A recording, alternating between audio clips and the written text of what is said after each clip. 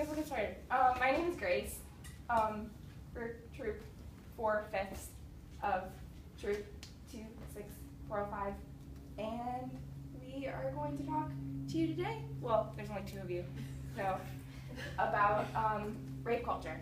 Is there a clicker or anything? Oh, you just touched it. DeShannon Jackson, report to the bus lane. Okay, DeShannon so yeah, Jackson, obviously, report like, to the if bus any of these lane. topics are gonna make you at all uncomfortable, like, we'll, you know, you can leave or we'll stop or whatever. We just wanna like say that to begin with. They can't go anywhere, sorry.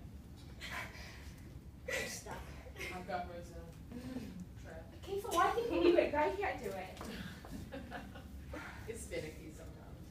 Okay, so just to like define some things before we get started, and there's like legal definitions and there's common usage definitions, and everybody kind of has their own personal definitions, but these for the most part are about what we're going to be using. So rape is just any act of sexual violence.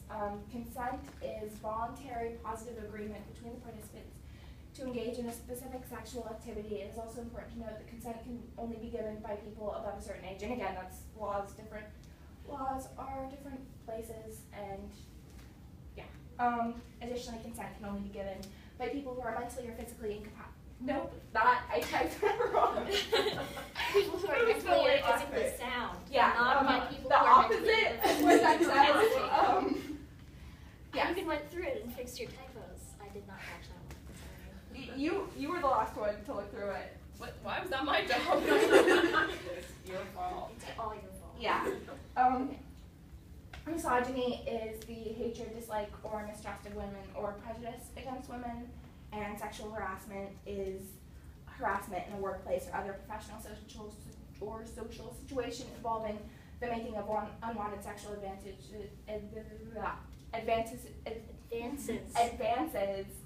or obscene remarks. I can do public speaking sometimes. Oh, this is okay. So I just looked up like a bunch of different people's definitions of rape culture because it's kind of a shifting concept. It's very broad. Yeah, and broad. So one woman said a complex set of beliefs that encourage male sexual aggression and supports the violence against women. Again, typo.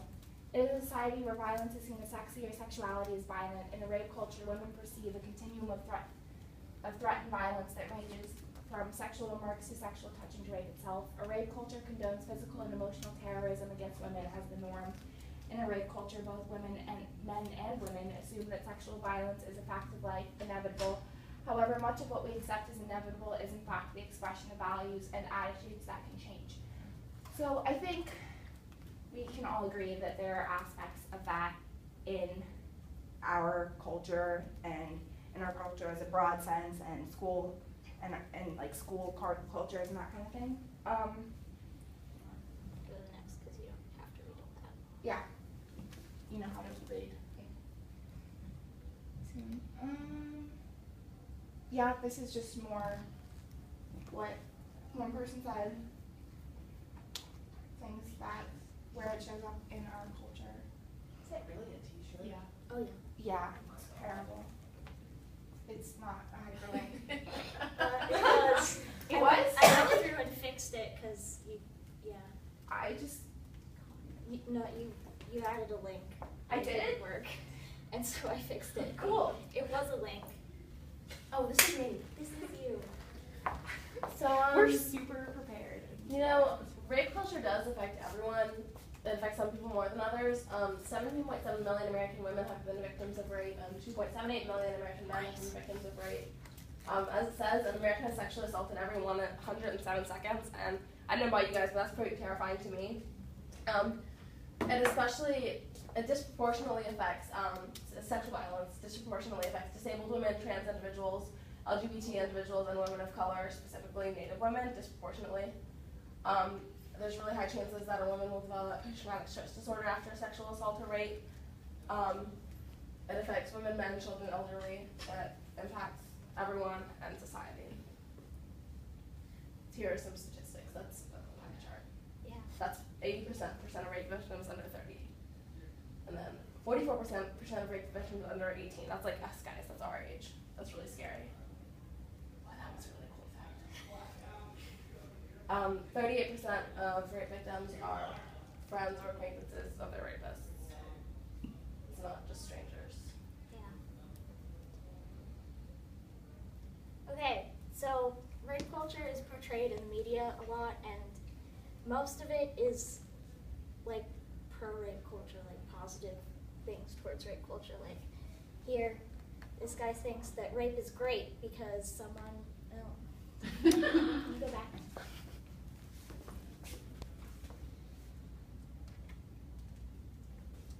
And I forgot to censor that, but so positive towards rape.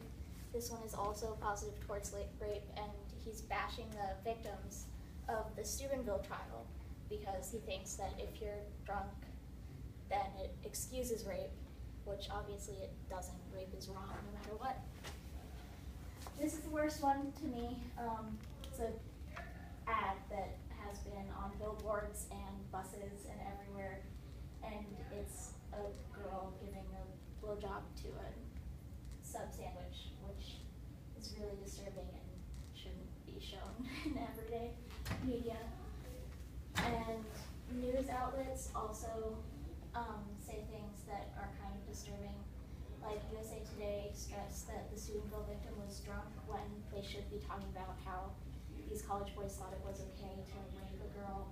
And most of the other newses are sympathizing with the rapists, saying that their football careers were lost, and sometimes they make excuses for them, like they were drunk or she was doing something promiscuous. And then some of them are good things. They like this one. It's saying that rapists are the problem, obviously, not what you're wearing and not how you're acting. This is an ad campaign. It's called No More. They've partnered with NBC.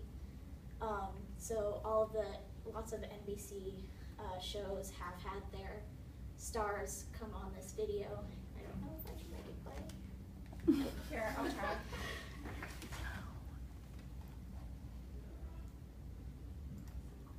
That's not what you're supposed to click. Okay. Click on the video. Yeah, got it. Hit okay. See what happens.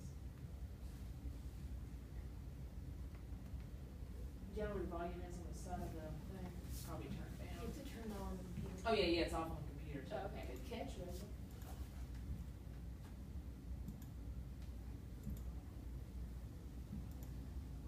Not my business. No more. I'm sure they'll work it out. No more. Boys will be boys. No more. I'll say something next time. No more. Why didn't she tell anyone? No more, she was flirting with him. No more. She's too smart to let that happen. No more. Not my problem. No more. He didn't mean it. No more. Why doesn't she just leave? No more. He said he was sorry. No more she was drunk. No more. She was asking for it. No more. She seems just fine to me. No more. She should have been more careful. No more, we don't talk about that. No more bystanding. No more ignorance. No more excuses. No more. No more. No more.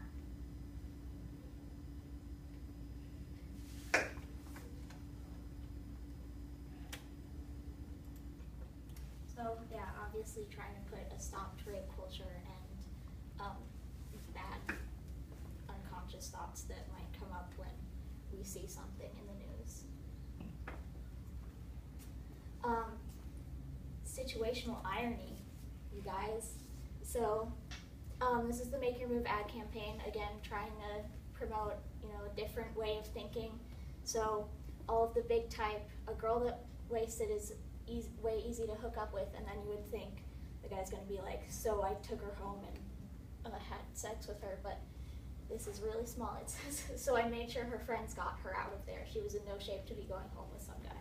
So obviously not exactly what we expect, which is really sad because we shouldn't expect someone to take a drunk girl home and have unwanted sex with her. This one says, I could tell she was asking for it to stop, so I stepped in and told my buddy that was no way to treat a lady, and he backed off. Which sometimes the guy doesn't back off, which is also a really big problem, because they think they're entitled to things.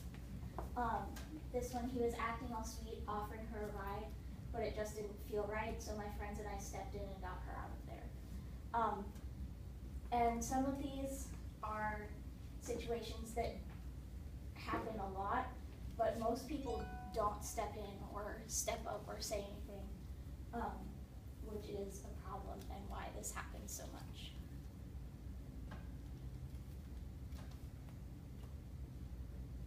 So these are ways that are like easy to access ways to help out, and so there's the National Sexual Assault Hotline, so 800-656-HOPE, and it's local, it's totally confidential, and it offers counseling advice. And then there's this website, 911rape.org, and it gives information on what to do if something has happened to you or a friend or anyone around you. And then there's always like the general 911 if it's a really serious situation, which rape is a serious situation, so it's not only just calling 911, but consulting an adult that you can trust in and talking to the police to get as much help as possible. In the Atlanta Downtown Center, it's a medical center where you or a friend can get tested for STDs. Sorry, this isn't my part of the presentation, but the Feminist Women's Health Center, which is fairly near her, I think, is also doing the same services. And remember, rape kits are a thing that you can use. There's Partnership Against Domestic Violence, and it supports women and their children and their efforts to live violence-free, and it offers safety and shelter for battered women and their children. It gives them self-esteem and self-sufficiency, and control to domestic violence survivors, and it educates the public about the dynamics of this abuse. And the Many Blessing Awaits You Inc. provides battered women support services, counseling, and advocacy for women survivors of violence in relationships, education and training on violence against women and related issues. And they offer free support services for any woman who has been abused in an intimate relationship as an adult. The abuse may be emotional, physical, sexual, or financial.